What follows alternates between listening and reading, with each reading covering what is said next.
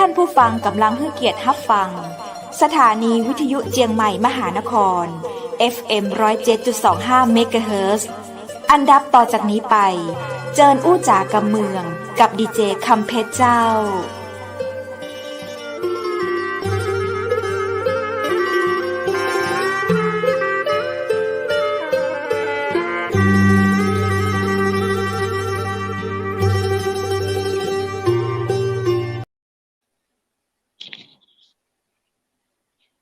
สวัสดีเจ้าสวัสดีคุณผู้ชมที่ฮักเจ้ายินดีต้อนรับเข้าสู่ช่องเพจสถานีวิทยุเจียงใหม่มหานครกับรายการอู้จ๋ากำเมืองต่างเจียงใหม่มหานครกับข้าเจ้าดีเจคำเพชรนะเจ้าวันนี้ปากันควายน้อยนะเจ้าลุ้นอยู่กับอันป้อหนานไกรสอนกันทานะเจ้าลุ้นว่าเพิ่นจะมาเป็นแขกรับเชิญจะมาอู้ในเรื่องของวัฒนธรรมประเพณีตังล้านนาตังเจียงใหม่เจ้าเป็นจะได้สงสัยจะต้องไหว้ครูกันก่อนแล้วนะเจ้า2 วันละวันอ่านเข้ามาในรายการเฮาบ่ได้สักเทื่อเจ้า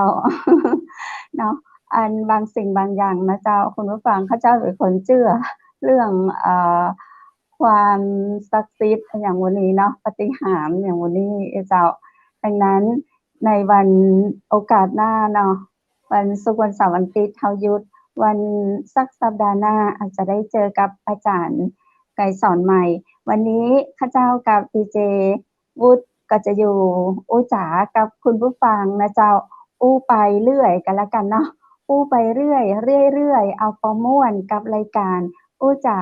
กำเมืองต่างเจียงใหม่มหานครยินดีต้อนรับคุณผู้ชมและยินดีต้อนรับคุณผู้ตวยสวัสดีเจ้าคุณผู้เจ้า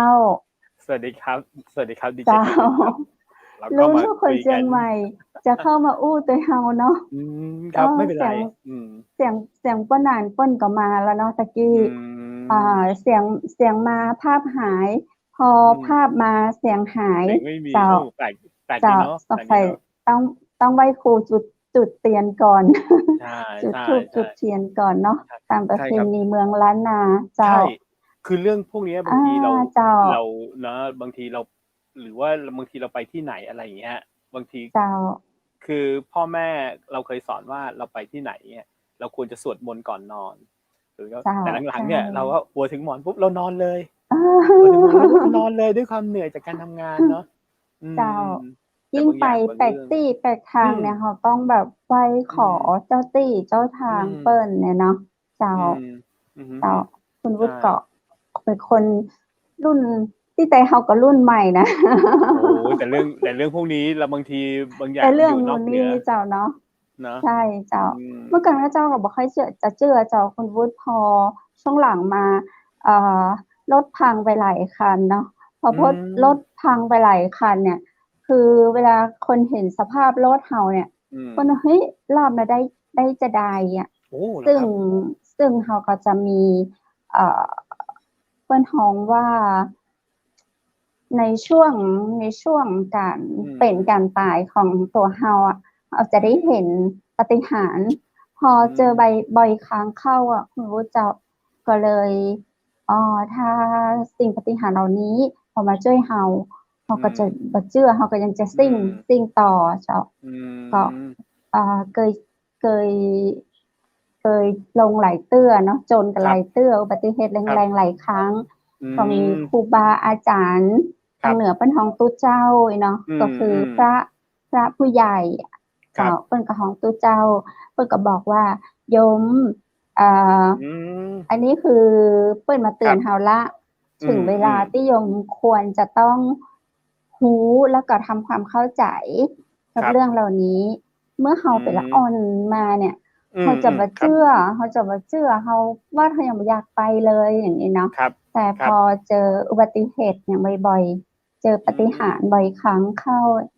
ครูบาอาจารย์มาบอกเขาแบบนี้แล้วเขาเริ่มเข้าใจแล้วถึงเวลาแล้วกะมันก็เลยแบบเริ่มเข้าใจไปที่ไหนเนี่ยต้องไหว้ครูก่อนวันนี้เหมือนเราจะโดนอะไรเตือนเยอะเหมือนกันวันนี้อันนี้บอกดีเจคอมเพชรนะครับวันนี้เราไลฟ์เนี่ย ขนาดตั้งทุกอย่างถูกต้องหมดนะมันไปออกทาง YouTube อย่างเดียว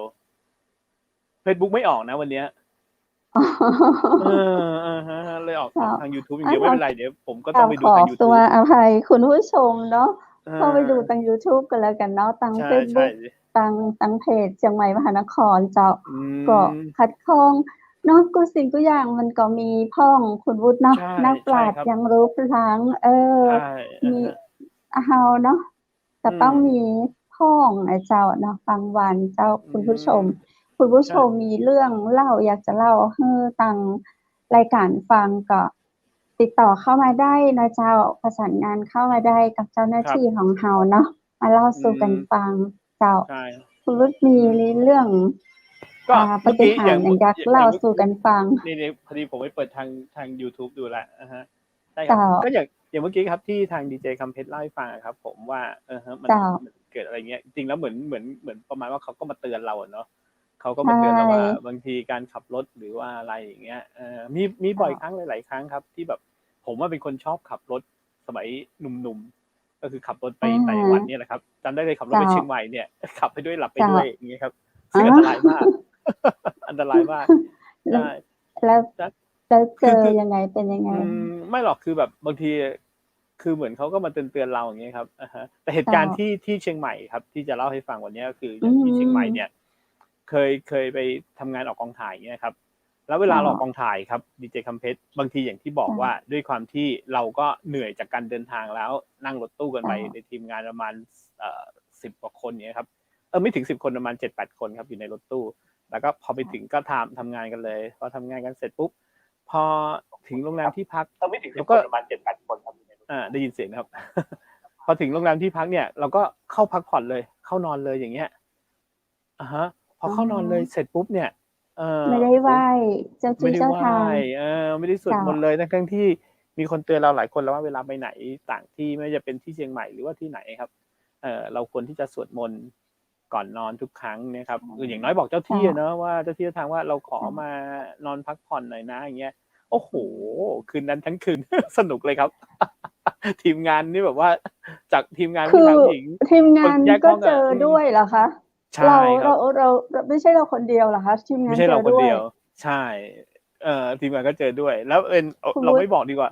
ได้ยินไหมครับเดี๋ยวแป๊บนึงนะครับผมได้ยินไหมครับ ได้ยินอยู่นะครับเทสวันนี้เป็นนันอะไรเนี่ยในการพูดอยู่ไหมอยู่ครับได้ยินนะครับน่าจะเป็นสัญญาณทางนี้แน่เลยเดี๋ยวแป๊บนึงนะครับผมแป๊บนึงนะครับ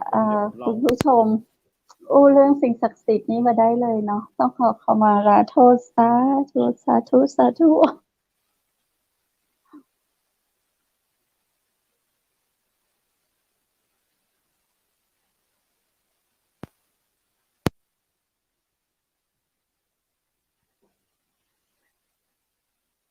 ตอนนี้ได้ยินไหมครับผมได้ยินไหมครับคุณพุทธได้ยินไหมครับผม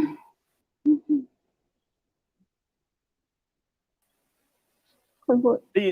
นเสียงได้ยินเสียงไหมครับแป๊บนึงนะครับ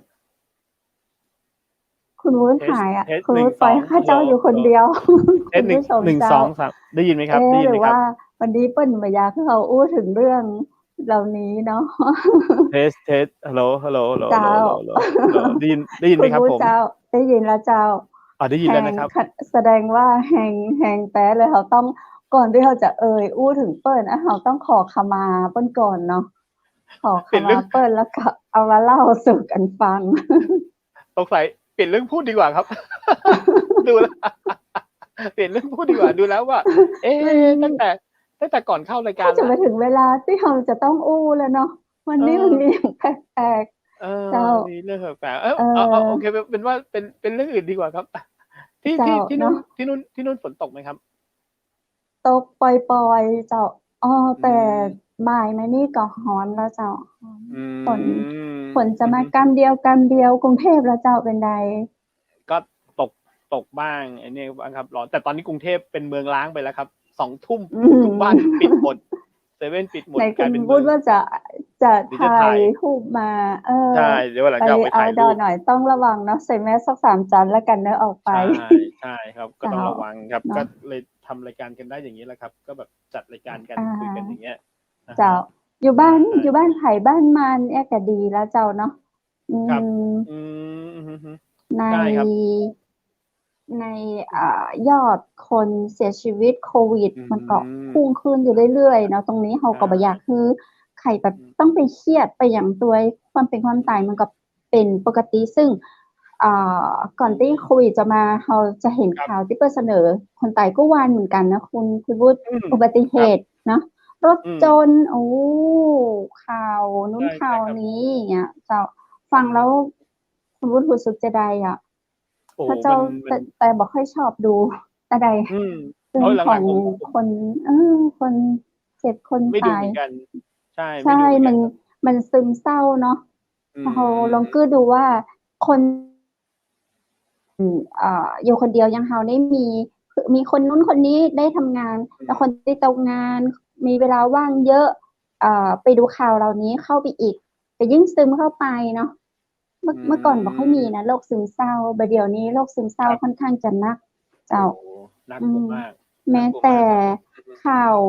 คุณได้เห็นข่าวอะไรอย่างที่เพิ่นเอามาออกยายตีหลานอะไรอย่างเงี้ยอันนี้มันก็แบบจริงๆถ้าเป็นเพศแบบคือเสนอ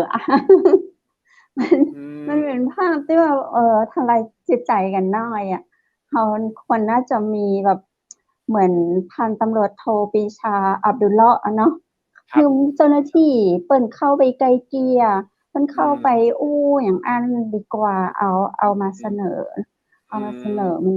มันจะเป็นอย่างที่แบบทำให้ละอ่อนที่ดูภาพเนาะจางคุณยายไปอย่างเงี้ยนะผู้สูงอายุซึ่งบอกกับละอ่อนใช่สมัยก่อนข้าเจ้าเป็นเจ้าของช่องจะบ่เพิ่มมาออกเด็ดข่าวเลยข่าวจะอีเจ้าคือสมัยก่อนการทำโทรทัศน์อะครับสมัยที่มีเฉพาะถ้าดีเจคำเพชรจำได้มันจะมีเฉพาะช่อง3ช่อง5ช่อง7ช่อง9 ITV ใช่ไหมครับคือสมัยก่อนเนี่ยในการจะทำทีวีหลายๆอย่างเนี่ยภาพที่คุณจะได้เห็นเนี่ยมันต้องเกิดการกั่นกรองจากกองเซ็นเซอร์ครับกองเซ็นเซอร์ต้องดูว่าภาพนี้ไม่ได้ภาพนี้บก.เยอะมากใช่ผ่านบก.ผ่านเซ็นเซอร์ช่องทุกอย่างอันนี้ไม่ได้อันนี้ภาพนี้น่ากลัวอันนี้ภาพนี้น่าเกลียดอย่างเงี้ยครับเดี๋ยวนี้ดูสิครับโอ้โหเละเทะหมดเป็นทีวีซึ่งมีหลายช่องที่บอกว่าเป็นดิจิตอลแต่ก็ไม่ดีเลยละครแต่ละช่องก็ไม่รู้ว่าคุณเพชรยังดูละครอยู่หรือเปล่าครับช่วงนี้จะบ่เคยดูเลยจะไปดูบ่ดูละครมาเมินแล้วเจ้านอกจากแบบได้ยินเพิ่นเล่ากันว่าเรื่องนี้มันโอเคมากอย่างก็ที่เบลล่าลานีเล่นโอเคเจ้านั่นก็คงเป็นแบบเหมือนกันเป็นละครเรื่องล่าสุดที่ในรอบ5 ปีที่ดูใช่จากเรื่องนั้นมาก็บ่ได้ดูมันดูแหมเรื่องเจ้าดูแหมเรื่องกินอย่างกาสลองแล้วเพิ่นก็จะแต่งตัวแบบข้าเจ้ากับเมืองเจ้าน้องยาย่าเล่นก็จะดูเจ้าใช่ผมว่าจริงๆทีวีบ่ได้ดูเลยทีวีถ้าจะนำเสนอผมว่านำเสนอแบบนี้ดีกว่าเนาะโอ้โหเดี๋ยวนี้ยิ่งแบบยิ้มได้ให้มีรอยยิ้มใช่ไอ้ที่แบบถึงเจอเรื่องอย่างมาก็ค่อยหัวได้เนาะยิ้มสู้นะครับแล้วคงเป็นทีวีบ้านเรามั้งที่แบบโอ้โหฉากตบตีแย่งผู้ชายแย่งผู้หญิงกันไม่ชอบเลย คือแบบเป็นอย่างที่แบบไม่ดีเลยชอบไม่ชอบเลยไม่ดีเลยใช่วันนี้เจ้าคุณวุฒิครับเอาเลยครับเลยเจ้าแล้วก็เนี่ยมันจะเป็นตัวอย่างที่ไม่ดีกับเด็กๆครับซึ่งเดี๋ยวนี้ดูกันแบบง่ายๆเลยอย่างเงี้ยแต่เดี๋ยวนี้เราก็ต้องทำใจครับคุณเพชรสื่อมันไม่ได้มีแค่3579ใช่ไหมครับสมัยเราคลาสสิกมากมี3579หนังสือเราต้องไปหาซื้อหนังสือจากแผงหนังสือนะครับเดี๋ยวนี้หนังสือไม่มีแล้วหนังสือพิมพ์เราอะไรอินซีอะไรพวกนี้หายหมดไปเนาะใช่หายหมดเลย บุ๊กใช่เซ็นเตอร์หายใช่เลยใช่ครับคืออินเทอร์เน็ตมันก็มีดีและก็ไม่ดีอะครับแต่เจ้าอย่างที่บอกบางทีใช่เราก็ห้ามมันไม่ได้จริงๆเนาะเจ้าอืแต่ตอนนี้อยู่ที่ว่าคุณจะเลือกรับสื่อไหนอ่ะเหมือนวันนั้นเราแบบไหนอ่าเคยคุยกับด็อกเตอร์เอื้องเอื้องพึ่งเหรอกครับนกศัถ้าผมจำกดิ์ดรเอื้องพึ่งด็อกเจ้าเตอร์เอื้องพึ่งแกบอกใช่ว่าตื่นเช้ามาเนี่ยเราควรจะเคลียร์สมองเอให้โล่งใช่ๆใช่ไหมครับโหอ่ถ้าตื่นเช้ามาาไปดูข่าวเนี่ยอย่างเมื่อกี้ที่คุณเพชรโอ้บอกไปดูข่าวคุณยายโอ้โหที่ร้าไป นอะไรอย่างเงี้ย ใช่แต่ตื่นเช้ามาเดี๋ยวนี้ตื่นเช้ามาเดี๋ยวนี้เราจะเห็นอะไรครับ เราจะเห็นสิ่งแรกก่อนเลยเพื่อนจะส่งมาก่อนเลยครับใน Facebook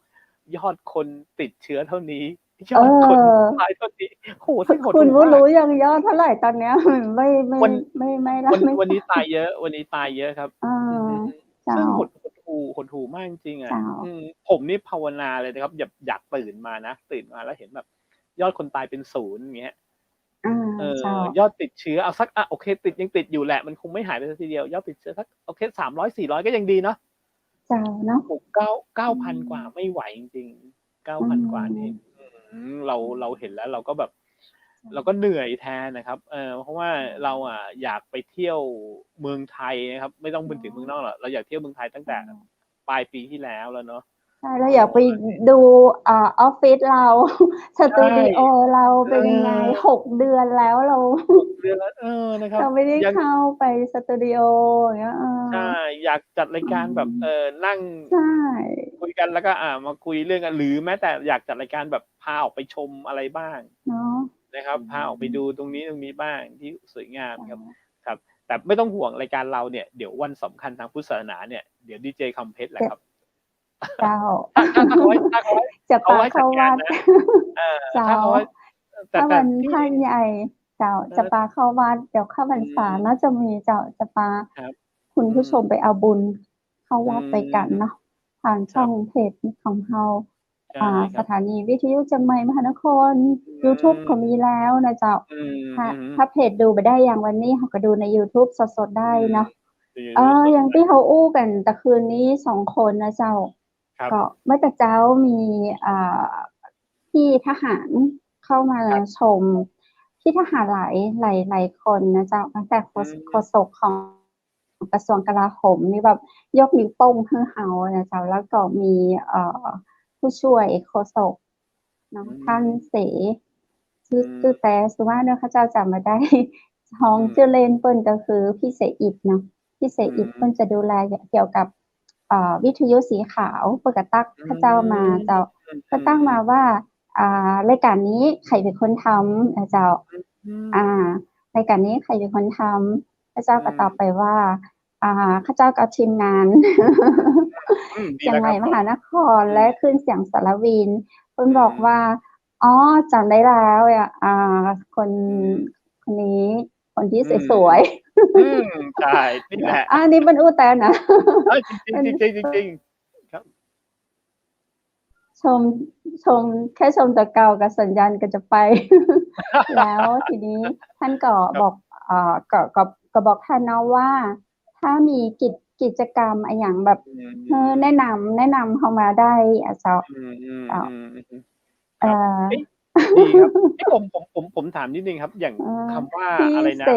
พี่เสอิฐก็บอกว่าอยากอืมอยากให้ทำกิจกรรมสร้างสรรค์อือ่ามให้ทำกิจกรรมสร้างสรรค์อือ่มาอย่างที่เราพูดคุยกันเมื่อคืนครับอะไรเงี้ยก็โอเคอืมอืค่ะมแล้วก็ทำอะไรที่มันสร้างสรรค์แบบเนี้ยอืมคือดูแบบให้มันมีความสุขอ่าอืมเพราะว่าอืมข่าวโดยทั่วไปมันจะลบเยอะอืมอืมอืมใช่ครับเอ้ยแล้วอย่างคุณเพชรครับสื่อช่อสะอาดนี่หมายถึงอะไรครับผมคำว่า ได้ยินนะครับอืมคุณวุฒิคะได้ยินไหมครับผมวุฒิอยู่ไหมเอ้ยผมอยู่นะคุณวุฒิอุ้ยสัญญาณหายนะครับ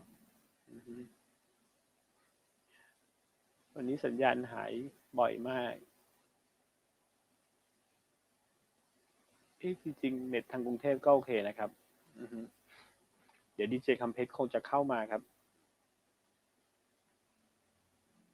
เป็นปกติของแม่เสลียงที่เวลาเราคุยกันอยู่สักพักหนึ่งก็เดี๋ยวจะหายออกไปครับแต่วันนี้แปลกมากทำไมไลฟ์ทาง Facebook ไม่มันขึ้นเครื่องหมายตกใจยังงงอยู่เรื่อง on Facebook นะครับที่ยูสเลียใจเย็นๆ ขอบคุณมากครับมีคนส่งมาว่าให้ใจเย็นๆนะครับโอเคดีเจคำเพชรมาแล้วนี่มาแล้วเปลี่ยนกันหายมีได้ยินไหมครับเปลี่ยนละลุ้นกันมีทาวเวลไทยเคาน์เตอร์เขาบอกว่าให้ใจเย็นคุณผู้ชมจ้าครับโอ้น่ารักมากใจเย็นๆนะครับรายการเฮาก็อาจจะแบบเหมือนรายการอื่นๆบ่ซ้ำไผที่ไหนตัวเนาะมีคนหนึ่งอู้กำไทยมีคนหนึ่งอู้กำเหนือเฮาอยากรักษากำเหนือไว้เพราะว่าเนาะถ้าคนเหนือบ่อู้กำเหนือแล้วไผจะมาอู้ตึงวันนี้คือ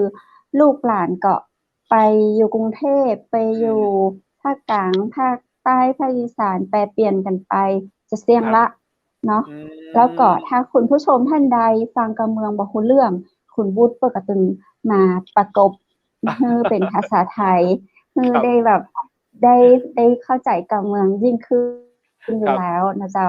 ก็ฝากว่ารายการเฮาเนาะจะบ่เหมือนไขเจ้าเฮาก็จะทำอย่างที่คุณผู้ชมแนะนำเนาะคือเสนอรายการโดยให้กำลังใจให้ความหวังเรื่องราวดีๆครับเป็นที่เด็ดแม่เสลียงจริงครับคุณผู้ชมเจ้าครับได้ยินมาแล้วครับวันนี้น่าจะเป็นอินเทอร์เน็ตแห่งประเทศไทยแล้วคุณผู้เจ้าใช่วันอินเทอร์เน็ตแห่งประเทศไทยครับก็ดีแล้วครับที่แบบนำเสนอเรื่องที่ดีๆครับเพราะว่าเรื่องเครียดๆมันก็มีอยู่เยอะนะใน Facebook ใน YouTube ฝากคุณผู้ชมนะเจ้าการชมหรือว่าการรับฟังสิ่งใดเนาะเราก็ต้องใจสติใจปัญญาเพราะว่าบ่มีอันหยังที่แบบจะถูกใจในทุกสิ่งต่างก็มีเหตุมีผลเนาะของในตัวตนนั้นๆฉะนั้นเราจะฟังข่าวดูข่าวดูละครนะเจ้าเราก็ต้องดูด้วยสติแล้วก็มีปัญญาวิเคราะห์พิจารณาไปตัวใช่ครับไม่ใช่ว่าดูแล้วแบบได้กรรมดูแล้วไปอีกแล้วครับ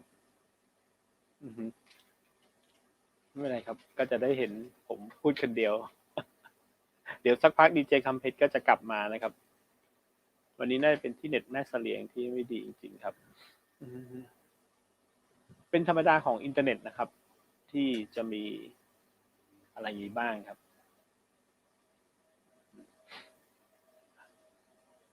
ใช่ครับ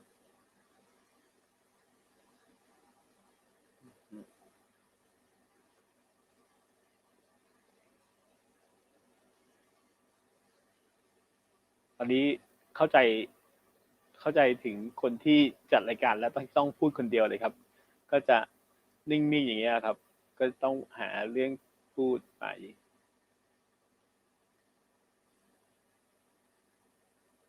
แต่ถ้ามีดีเจคำเพชรเข้ามาก็จะได้ร่วมพูดคุยกันนะครับ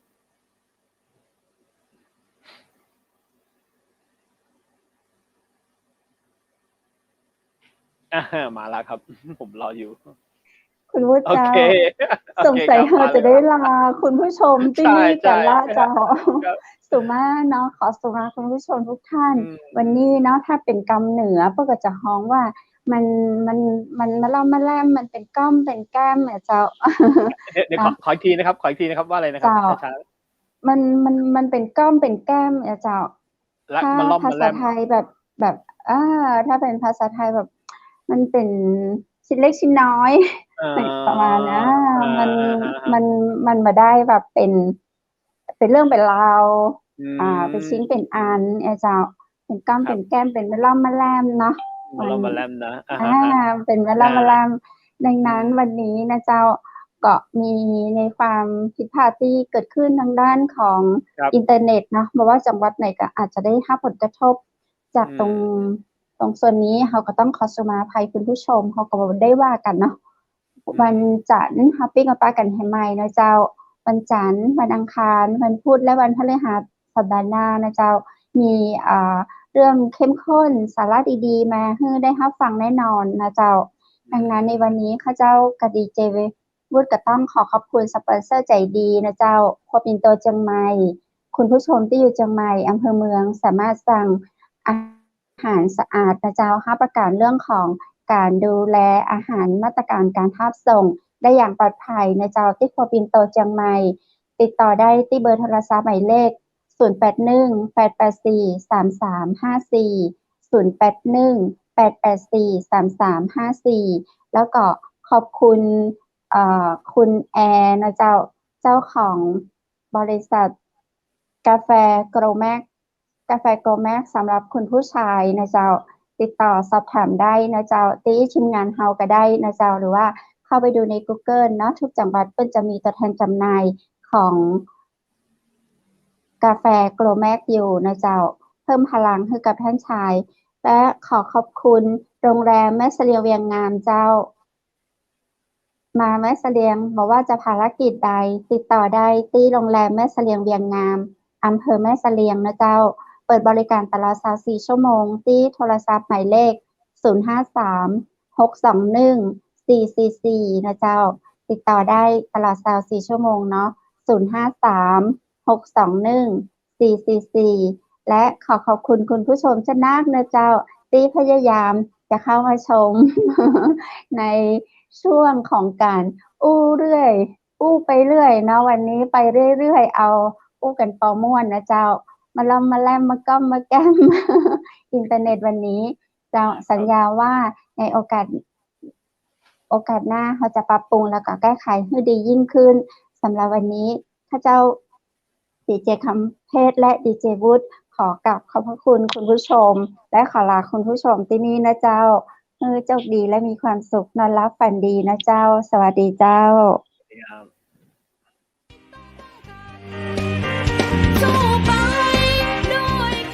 สถานีวิทยุเจียงใหม่มหานคร 107.25 เมกะเฮิรตซ์ ขอแสดงความห่วงใยและเป็นกำลังใจให้ทุกท่านในช่วงการระบาดของโรคโควิด -19 ในครั้งนี้